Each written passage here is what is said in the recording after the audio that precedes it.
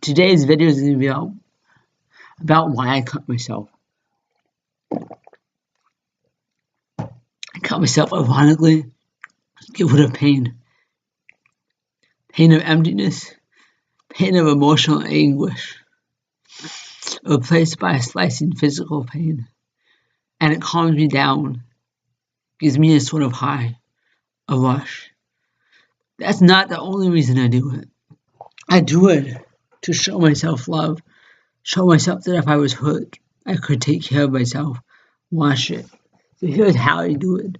I take my blade, I rinse it with water, then I rinse my soap with water, then I clean the blade. Then I go to my bed, and I turn my Christian music on, and I close my eyes and pray and meditate. And then I dig the blade into my skin, and slice myself. Sometimes my blade only makes tiny scratches. Then I push harder and it makes a medium deep cut. I cut the pain out. I see the blood so I know that I'm alive and that I'm not dreaming, I'm in a coma. Because weird things have been happening to me. I don't need it. I just like the sensation. I'm not addicted to it either. I don't do it every day. Some cutters cut multiple times a day. Every day. I take breaks. I try to wait till all my cuts are healed to cut it again. I drink coffee instead.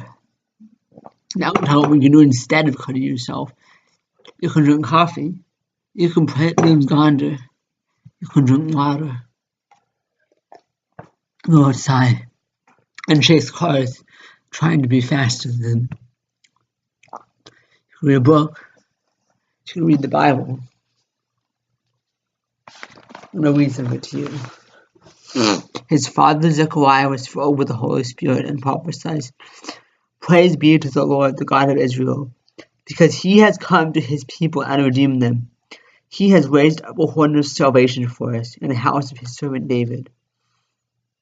As he said through his holy prophets long ago, salvation from our enemies, from the hand of all who hate us, to show mercy to our ancestors, to remember his holy covenant, the oath he swore to our father Abraham, to rescue us from the hand of our enemies, and to enable us to serve him without fear in holiness and righteousness before him all our days." So that was Luke chapter 1, 67 through 75.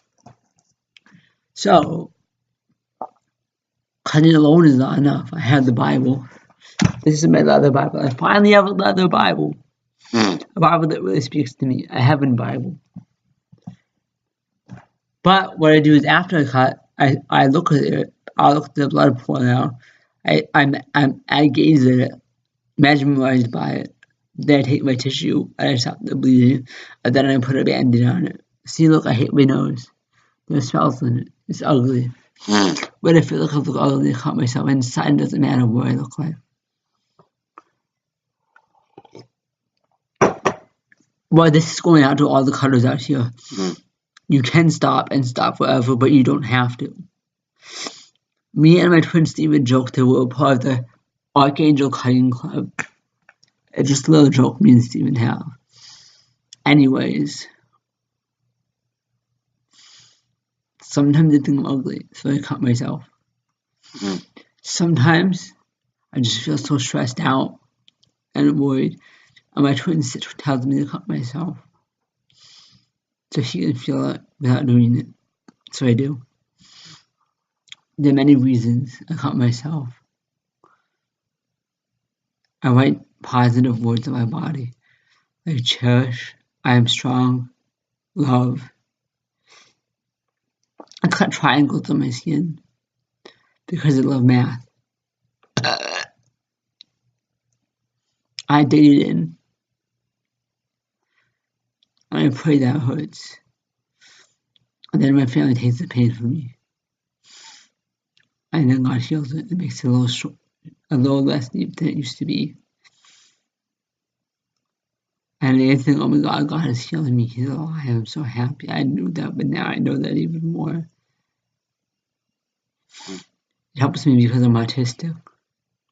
I like walking back and forth like this. Or keep my hands and screaming. Now this thingy. So yeah, I was talking about cutting, now we're talking about autism. When I feel wrong and I start to forget, I can just squeeze it.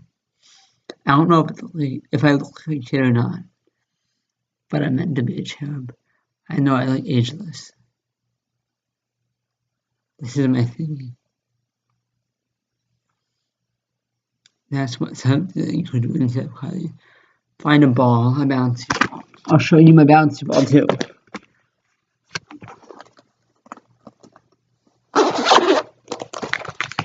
This is my case. This is my bouncy ball. It's an earth bouncy ball. I found it on the road. It's God's sign that He made earth for us. I'm in heaven now, but that doesn't mean I can't go to earth again. And I'm going to show you one of my razor blades. This is my razor blade.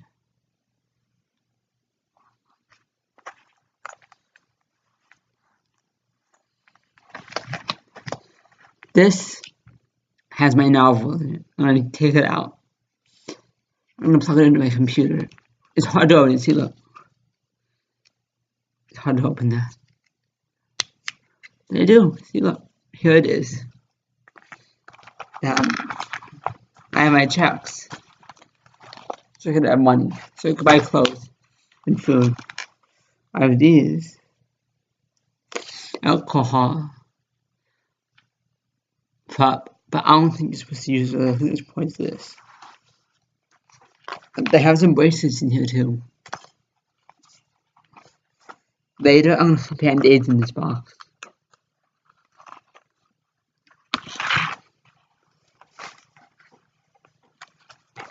One of the bad things about cutting is sometimes you end up cutting your finger. Like this. I cut part of some of the skin off my finger off. Got this in a dumpster when I was dumpster diving with my frenemies. And this is a nutrition textbook I found at the library. I've been studying it. Some of the things in it is good. Some of the things in it is big fat lies. So tell me, why do you cut yourself? I just like the sensation. Gives me a peaceful calm. It helps me be a good person. If I do something wrong, I just punish myself by giving myself way too much pain. I lay there calm and say, oh God, I'm so relieved. But you don't have to punish yourself. You don't have to cut yourself. It's possible to stop. I'm not addicted. I said, okay, I guess it's time to stop. Then I stopped for 5 to 6 years. Then I started again for about maybe 2 months. Then I went to church. I just walked to church in my pajamas. I was enlightened that it was time to go to church. I wanted to test the church. It's wrong to test God, but it's not wrong to test the church. And I walked in my pajamas. I talked to my choir director, Polly. I told her it's right to feel God a little bit and have a little bit of wonder and awe. And when I was there, a witchy Christian touched my shoulder trying to teleport me to hell. Just because I was meditating and singing the song that was playing in my head instead of standing up and singing it. I super sped away because otherwise she would have choked me. Then Jan touched me on the shoulder twice to try to help me to either Sirius, a planet in Sirius, or to hell, or to kill me. On Wednesday, I went to a church dinner. Jan was there, and she said, I think telepathically it's okay if I touch you. I accidentally said yes. I think she possessed me and forced me to say yes. And touched me on the shoulder. I said, it won't work, Jan. Touching me on the shoulder won't kill me, you're deluded. Anyways, that day when people tried to kill me at my church, I ran away. Someone tried to run me over.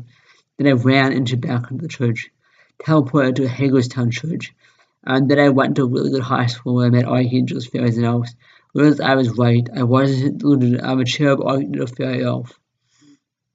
Anyways, for me, this is supposed to become white because I'm not human. I'm not ashamed of them. They're a mystery map of my history, telling me these three, this one, and this one. You can barely see them, I know. But I love them. I posted them in this live journal group called Cutting Image, where people competed to see who could have the deepest cuts. And I said to the cutters who just did tiny scratches, because that was all they needed, that they weren't real cutters. And I said, okay, we want to be cutters. Let's cut deeper, guys. And that's a truly evil website. I made myself a new LiveJournal profile. All of the groups on LiveJournal are dead. I have a Blogger, I have a Facebook, I have a Tumblr, and now I have a LiveJournal. LiveJournal is basically dead. Sometimes I'm just so alone, because it's hard to force myself to talk to people. And my twin doesn't text me. Anyways, think about why you cut yourself. I was never addicted to it. I stopped instantly without any help. I know I can do that again when I'm ready. They say once a cutter, always a cutter. Once an alcoholic, always an alcoholic. I'm going to talk a little bit about self-harm. Yes, cutting is self-harm. Burning is self-harm. But drinking alcohol and smoking meth and heroin and tobacco is self-harm. Smoking ganja, cannabis, isn't self-harm. Freaking out and hitting your head against the wall is self-harm. If you're autistic and you freak out, hit your head on the pillow, not the wall. Over-exercising without eating enough is self-harm. Starving yourself is self-harm. Even snapping a rubber band on your skin is self-harm because it leaves abrasions and you usually don't see them. But it's okay. Occasionally, cutting is the least bad version of self-harm. I burned myself twice because the demon told me there was an archangel hell. There's no such thing. Why would an archangel go to hell? Archangels are purely good. We're good. We're truly good. We love God and we try to be practically perfect. We don't want to hurt God. We don't want to become God. We're so relieved that He's more powerful than us. I take twigs in the twig. I take them and then I snap them and break them. Then I find one that's way too tough for me. He puts steel inside them and tests my strength. Then finally there's one I can't break, one that I can't break. And then, oh my God, God is stronger than me. I'm so happy. Anyways, don't hurt yourself. Meditate on it first if you plan it. Pray about it. Pray that God heals you. Wash your blade first. Take care of yourself. Go on a walk in the woods. Feel the Holy Spirit in all the trees. Do V-ups, exercise, do push-ups. Lift weights. You'll be sore and be so sore you could barely walk. I realized, oh my God, I love myself. For me, it's gymnastics, ballet, figure skating, and kung fu. It rips your muscles apart. Then God builds them back together, stronger. If you want to cut, go ahead. But be careful. Okay, bye.